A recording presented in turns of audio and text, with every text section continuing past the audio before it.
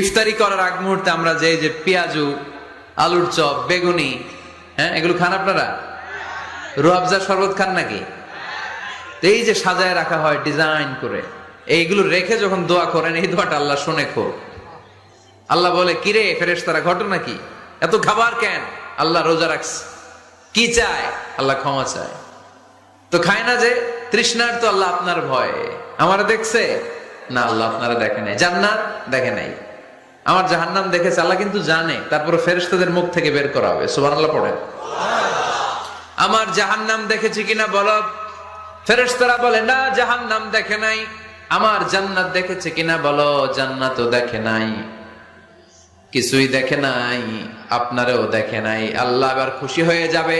আমার খুশির জন্য, আমার ভয়ে তৃষ্ণার্ত ক্ষুধার্ত সামনে খাবার হাত বাড়ালেই খেতে পারে, গ্লাসটা তুললেই পান করতে পারে।